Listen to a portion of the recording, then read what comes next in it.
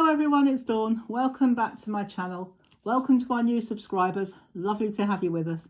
And welcome to our long-term subscribers and anybody else who's watching, whether you're a subscriber or not. If you're not a subscriber yet and you've enjoyed the video by the end, I'd love it if you click that subscribe button, and then if you click the all button, it means you'll never miss a video. And if you have enjoyed this video, please give me a thumbs up at the end. That would be fantastic. And more people will be able to see our channel. So here we go. So what we're going to do, we are going to make, hopefully anyway, the easiest gift bag you'll ever make. So this process will work with whatever size paper you're going to use. And I would suggest you use paper. I tried doing this video with card and it just didn't stay. So I wouldn't recommend using card, use paper. So obviously this is for something that's lightweight. And it's also good for something, if you've got something that's a bit difficult to wrap, if you've got something that's awkward shape, such as a football, for example, but not with this size, obviously, because it's only an A4. It'd have to be a mini football, but something that's a little bit awkward. So you just cut your, then I would suggest you use wrapping paper and cut it to the size. But I haven't got anything particular for this. So if you want a quick and easy bag, gift bag, with or without handles, this is the way to go. So this is a double-sided, and I'm going to use this for the front of our bag. If you want to put an embellishment on the front, you can, but we're going to keep this simple, and I won't.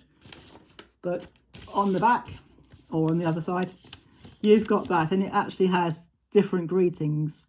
Happy Christmas, joy, season's greetings, but it goes, for a bag, it would actually end up the wrong way. So we're going to keep that on the inside. But as I say, this process is the same whether you're using big paper, small paper, single-sided, double-sided, it works exactly the same.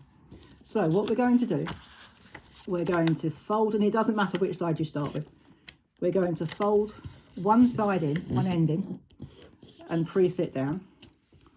Then what we're going to do, we are going to, before we go any further, we're going to add some double-sided tape. You can use glue if you want to, but this is only very thin paper and it might penetrate. And I've cut that too long, but it doesn't matter. We can just turn it up at the end. So we're going to add some double-sided tape, and we're going to take off the backing tape. Oh, that came off easily. That was handy. Usually whenever I do that on video, it fights with me. So let's hope the rest of the video goes just as smoothly. So I'm just going to pop that over a bit. Then what we're going to do is take the other side and we're going to overlap. Actually, I'm going to do it that way so I can see what I'm doing. So that it covers, I've got the tape sticking to me. We're going to overlap that so that that flap overlaps the paper, the tape that we've just put down. So we're just going to fold that up like that, give it a press, fold it down. And then we've got a piece of paper that you can put your hand right through. Now, this is not a magic trick. I know it's one of those things that looks like a magic trick. But at the moment, you can see right through it. But you won't be able to by the time we finish. And there's nothing magic about it. So the next thing we're going to do is we're going to take what will be the bottom. Now, if you're going to use directional paper, do make sure you've got it the right way around before you make the bottom gusset. So we're going to fold it up. Now, I'm not measuring mine because I'm not putting anything in particular in it. You can also use this if you're using your A4 papers. This is just a pattern paper from a book, from a craft book. They're very handy if you want a quick, especially if you're making dimensional cards. You can use this to put your greeting cards in if you piled loads of dimensions and embellishments and things on top of it. They're good for that as well. So you can use it for a gift. You can use it for putting greeting cards in, a small gift. But nothing to, because it's only paper, I wouldn't recommend putting anything too heavy in it. So we're going to take that down, and then what we're going to do, we're just going to tuck the end like that. So we're just going to tuck the end in. So it doesn't have to go right down to the fold. There's no specifics with this. And we're going to do the same to the other end. So hold it down so it doesn't slip it out, especially if you've got a slippery table like I have. And then what we're going to do, we're going to fold that back so that it's flat. And we're going to fold that in like that. Now, the next thing we need to do, we need something that's very thin, and we're going to fold that over like that so that we've got a gusset on the front.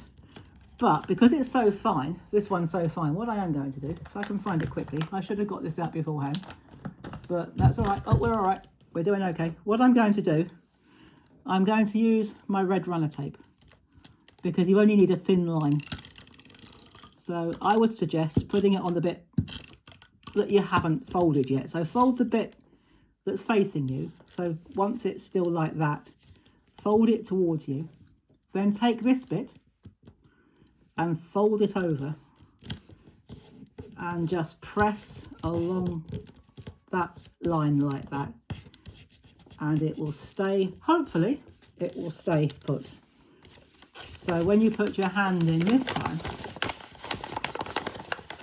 just fold the gusset flat at the bottom like that, and you will have a very handy little bag that you can put a greeting card in, or you can put a small gift in if you're giving socks or things like that. Do people still give socks anymore? If you wanted to, you could, round this end, you could fold that in, but I'm not going to do that. Now, if you wanted to, you could leave it like that. So that's a really simple, it's a really simple bag. If you wanted to, you could leave it like that. But if you wanted to just go one extra step, what you could do is grab your ordinary hole puncher, hole punch, whatever. So I know some people call them hole punchers, some people call them hole punch. I call them a hole puncher. And my mum always tells me off because she says, it's not a hole puncher, it's a hole punch. But whatever you want to call it, grab it. And I'm going to line it up so that it doesn't come off the edge because it's quite a wide one.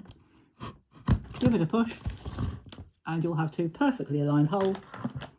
And I have got two pieces. I haven't got any red ribbon, but I have got some sparkly gold ribbon, which I probably got from the works.